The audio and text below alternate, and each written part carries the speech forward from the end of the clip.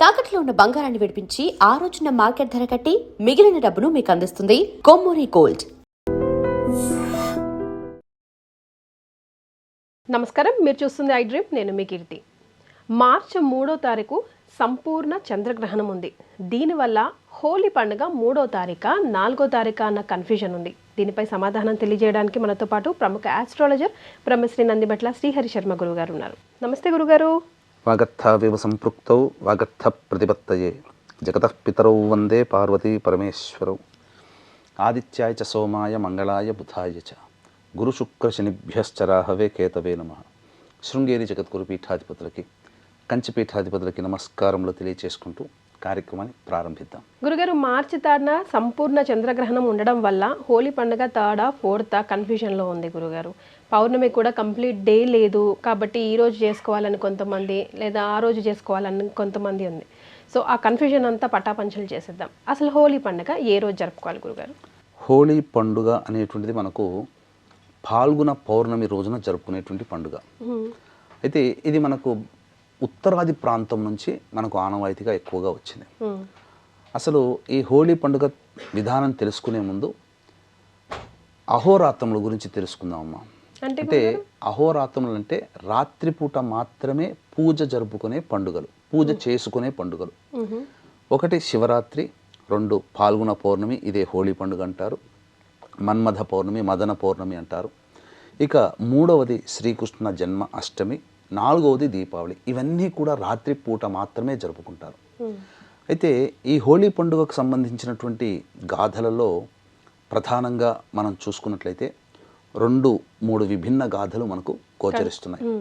మొట్టమొదటిది సతీ వియోగము తర్వాత పరమేశ్వరుడు తపోనిష్టలో ఉన్నప్పుడు తారకాసుడు బ్రహ్మవర ప్రసాదితమై ఈశ్వరునికి సంతానం కలిగిన తరువాత మాత్రమే నాకు మరణం ఉండాలి ఆ సంతానం ద్వారా అని చెప్పి వరాన్ని కోరుకుంటాడు.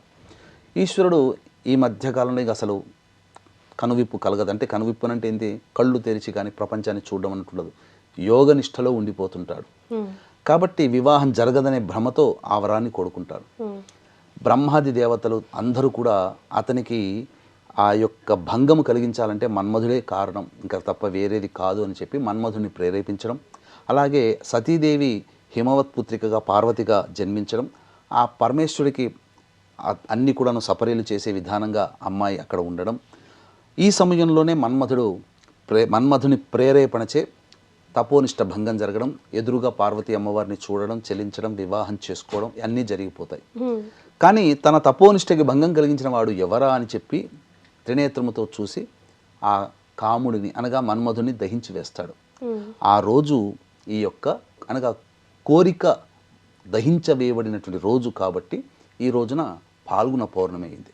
ఫాల్గుణ పౌర్ణమి రోజున జరిగింది ఇది. ఇంకొక వృత్తాంతం ప్రకారం మనం చూసుకున్నట్లయితే హోలీ పండుగ జరుపుకోవడానికి గల కారణము ముఖ్యంగా చిన్నపిల్లలకు సంబంధించినటువంటి విధానంగా మనకు వస్తుంది. అంటే కామదహనము అని అంటారు. అంటే ఏంటి? విష్ణుద్వేషి అయినటువంటి హిరణ్యకశిపుడు తన కుమారుడైనటువంటి ప్రహ్లాదుడు విష్ణు భక్తుడు అవ్వడం చేత సంహరించాలనే ఉద్దేశంతో అనేక విధాలుగా ప్రయత్నం చేసిన, అన్ని విధాలుగా పునర్జీవితుడవ్వడం, ఈ యొక్క తపనంతా చూసినటువంటి హిరణ్యకశిపుడి చెల్లెలు హోళిక అనే రాక్షసి అన్న యొక్క కోరికను తీర్చాలనే ఉద్దేశంతో ప్రహ్లాదుడు అనగా మేనల్లుడిని ఒళ్ళో పెట్టుకుని చితిమంట పేర్చుకొని అందులో దూకుతుంది. కొంతసేపటికి ఆ చితిమంటలో ఏది కనబడదు. అమ్మయ్య చచ్చాడు నా శత్రువు అనుకుంటాడు, కన్న కొడుకైనా కానీ పేగుబంధం లేక. తన చెల్లెలు చనిపోయిన కొంత బాధ ఉన్న విష్ణు ప్రేమ కలవాడైనటువంటి ప్రహ్లాదుడు మరణించాడని చెప్పి సంతోషిస్తాడు. కానీ కొంతసేపటికి పూల మీద నడిచి వచ్చినట్టుగా ప్రహ్లాదుడు నడిచి వస్తాడు. హోళిక అనేటువంటి రాక్షసి సంహరించబడినటువంటి రోజు ఈ రోజు కాబట్టి ఈ రోజుని పురస్కరించుకొని మొత్తము ఆ యొక్క ఏ ఊరిలోనైనా కానీ పాత కట్టెలు ఇవన్నీ తీసుకొని వచ్చి ఒక గుట్టగా పేర్చి భోగి మంటలు ఎలా వేస్తారో అదేవిధంగా కామదహనం అనేటువంటిది జరుపుతూ డప్పులు వాయిస్తూ కేరింతలు కొడుతూ బూతులు తిడుతూ ఈ యొక్క సంబంధించినటువంటి అంగరంగంగా ఈ యొక్క మంటలు వేసుకొని ఆనందంగా ఉత్సాహంగా తిరుగుతూ ఉంటుంటారు. మరి ముందు పండగ ముందు రోజు చేస్తారు కదా గురుగారు, మరి కామదహనం కూడా ఎప్పుడు చేయాలి, ఏ తారీఖు? అది సాయంకాల సమయంలో చేయాలమ్మా. కాకపోతే మనకి ఈసారి 3, 4వ తారీఖు అంటే 3వ తారీఖు చేసుకోవాలా, హోళీ పండుగ 4వ తారీఖు చేసుకోవాలా అనేటువంటి కన్ఫ్యూజన్ అనేటువంటిది వచ్చింది. మనం చూసుకున్నట్లయితే 2వ తారీఖు సాయంత్రం 5:55 పౌర్ణమి ప్రవేశిస్తుంది. 3వ తారీఖు నాడు సాయంకాలం 5:30 వరకు ఈ యొక్క సంబంధించినటువంటి పౌర్ణమి తిథి ఉంటుంది. కాబట్టి ఎందుకు ఈ కన్ఫ్యూజన్ వచ్చిందంటే ఆ పౌర్ణమి రోజునే కేతుగ్రస్త సంపూర్ణ చంద్రగ్రహణం ఉండడం కారణం చేత పండుగ జరుపుకోవచ్చా లేదా అనేటువంటి యొక్క సందేహం. అయితే ఎందుకు సందేహము, అరే సాయంకాలం కదా, మధ్యాహ్నం 3 గంటలకైతే ఉదయం పూట పండుగ ఎందుకు జరుపుకోకూడదు అనే ఆలోచన చాలా మందికి వస్తుంది. దీనికి శాస్త్రంలో వివరణ ఏం చెప్పబడి ఉందనంటే, చంద్రగ్రహణానికి 3 జాముల ముందు, సూర్యగ్రహణానికి 2 జాముల ముందు గ్రహణ శూల గ్రహణ వేధ అని ఉంటుంది. కాబట్టి మనకు గ్రస్తోదయ చంద్రగ్రహణం అన్నప్పుడు ఏంటంటే మధ్యాహ్నం 3:19 ప్రారంభమవుతుంది అన్నప్పుడు మధ్యాహ్న సమయంలో చంద్రుడు ఉదయించడు కాబట్టి 6:19 సూర్యోదయం అయిపోయి సూర్యాస్తమయం అయిపోయి చంద్రోదయం అవుతుంది కాబట్టి 6:19 నుంచి మనకు లెక్క. కాబట్టి 6:19 నుంచి 3 జాములనంటే ఉదయం 9:19 నుంచి ఈ సంబంధించినటువంటి గ్రహణ శూలం ఉంటుంది కాబట్టి అసలు 3వ తారీఖు నాడు పండుగ చేసుకోవచ్చా అని చెప్పేటువంటి ఆలోచన. దీన్ని దృష్టిలో పెట్టుకునే మనకు చెప్పబడినటువంటి శాస్త్ర ప్రకారం ఏంటంటే, ఈ సంబంధించినటువంటి అనేక లెక్కల్లో మానములు అని అంటారు. అంటే సూర్యమానము, చాంద్రమానము, బారహస్పత్యమానం ఇలా ఉంటాయి. నార్త్ సైడ్ అనేటువంటి ఆచరించేటువంటి వాళ్ళ పద్ధతి ప్రకారం సూర్యమానము, బారహస్పత్యమానం ఉంటుంది. ఈ సూర్యమాన ప్రకారం ఆచరించినప్పుడు కొంతమంది 4వ తారీఖున చేసుకోవడమే సబబు అని చెప్పి నిర్ధారించారు. కానీ చాలా మంది మాత్రం 3వ తారీఖునే చేసుకోవచ్చని పండితులు నిర్ధారించారు. కాబట్టి 3వ తారీఖు రోజున చేసుకోవడమే సబబు. అయితే గ్రహణం వస్తుంది కాబట్టి మధ్యాహ్నము సాయంకాలం వరకు ఈ పండుగలన్నింటినీ ఆటలు ఆడకుండా మ్యాక్సిమం 11:30, 12 లేదా 1 గంట లోపల ఈ పండుగ వాతావరణం అంతా కంప్లీట్ చేసేసుకోవడం. 11 లోపల భోజనం చేసుకుంటే మన శరీరంలో ఎటువంటి పదార్థము ఉండదు, జీర్ణమైపోతుంది. కాబట్టి గ్రహణ సమయానికి ఎటువంటి పదార్థం ఉండదు కాబట్టి 11 లేదా 12 లోపల భోజనం చేసి అలవాటు చేసుకుని పండుగ జరుపుకోవచ్చు, తప్పేమీ లేదు. సో ఈ పండుగల మెయిన్ తంతు అంతా 1 గంటల లోపల 1 గంట లోపలే ఫినిష్ చేసుకోవాలి. 12 లోపల ఫినిష్ చేసుకుంటే చాలా మంచిది. 3వ తారీఖు. ఇందులో ఒక విశేషం ఏంటంటేనమ్మా, ప్రధానంగా అంటే ఈ సంబంధించినటువంటి వివాహ సమస్యలు, దాంపత్య సమస్యలు ఉన్నవాళ్ళు ఈ రోజున శివపార్వతుల కళ్యాణం చేసుకోవాలి. ఎప్పుడు చేసుకోవాలి? 2వ తారీఖు సాయంకాల ప్రదోషకాల సమయానికి పౌర్ణమి తిథి వచ్చేస్తుంది కాబట్టి 2వ తారీఖు రోజున చేసుకోవాలి. ఎందుకు చేసుకోవాలంటే దీనికి ఒక గాథ కూడా ఉంది. మీనాక్షి అమ్మవారిని ఈశ్వరుడు వివాహం చేసుకున్నది పౌర్ణమి తిథి ఉన్నటువంటి రోజున. మామిడి చెట్టు కింద వివాహం జరుపుకుంటారు కాబట్టే ప్రతి వివాహ పందిళ్లలో మామిడి తోరణం లేని, ఏ శుభకార్యానికి మామిడి తోరణం లేని ఇల్లు ఉండదు, ఇల్లే ఉండదు. అవునండి గురుగారు. కాబట్టి ఎందుకు పార్వతీ పరమేశ్వరులు మామిడి చెట్టు కింద వివాహం చేసుకున్నారు, అందుకే అది విశేషం.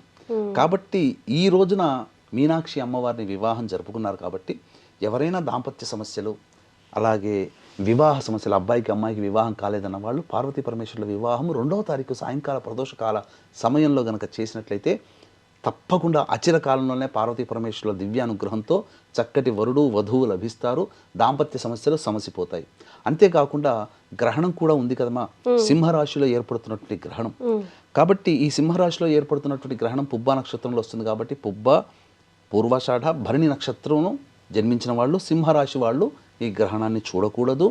అలాగే మిథున రాశికి, తులారాశికి, వృశ్చిక రాశికి, మీనరాశికి శుభమైనటువంటి ఫలితాలు కలుగుతాయి. మేష, వృషభ, కర్కాటక, సింహ, కన్య, ధనుస్సు, మకర, కుంభరాశుల్లో జన్మించినటువంటి వారికి మాత్రం కష్టములు తప్పవు. అయితే ఇక్కడ కష్టములు అన్నప్పుడు ఏదో ఇబ్బందులు అవుతాయని కాదు. 100 రూపాయలు నష్టమయ్యే చోట 150 రూపాయలు నష్టం.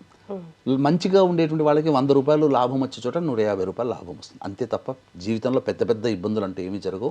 అసలు గ్రహణం ఎప్పుడు పట్టుతుంది, ఎప్పుడు విడుస్తుంది, ఏ రాసుల వారికి బాగుంది, బాగాలేదు, వాళ్ళు ఎలాంటి రెమెడీస్ పాటించాలనేది ఇంకొక వీడియోలో మనం చాలా కులంకుశంగా డిస్కస్ చేద్దాం.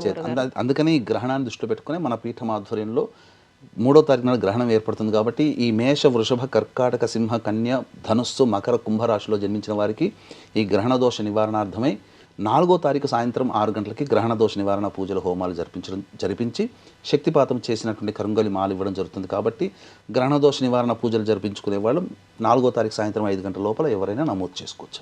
ఎస్, ముందైతే కన్ఫ్యూజన్ అయితే క్లియర్ అయిపోయింది గురుగారు. సో థర్డ్ రోజు మార్చి 3rd రోజు పండగ జరుపుకోవచ్చు 1 గంట లోపల. అట్లాగే ప్రభావం వివిధ రాశుల వారికి గ్రహణ ప్రభావం ఉంటుంది, వారికి ఎలాంటి పరిహారాలు చేసుకోవాలి ఇంకొక అన్నది వీడియోలో మనం తప్పకుండా తెలియజేస్తాం. చాలా సంతోషం గురుగారు, ధన్యవాదాలు. సర్వం Shri Umamaheshwara పరబ్రహ్మార్పణమస్తు. And for more videos, Please subscribe to iDream. Please subscribe to iDream. Please subscribe iDream. And please subscribe to iDream. For more videos, subscribe to iDream. please like, share and subscribe to the channel. Congratulations, iDream. Subscribe to iDream. Subscribe to iDream. So subscribe to iDream Media. iDream ki iDream team andarki huge congratulations. Please subscribe iDream Media. Please subscribe to iDream. Subscribe iDream. Please subscribe to iDream.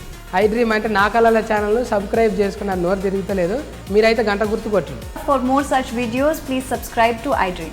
Subscribe to iDream. Please subscribe to iDream. Please subscribe iDream Media. Please do subscribe to iDream. Please subscribe to iDream Media. For best entertainment and information, please subscribe iDream. And don't forget to subscribe to iDream.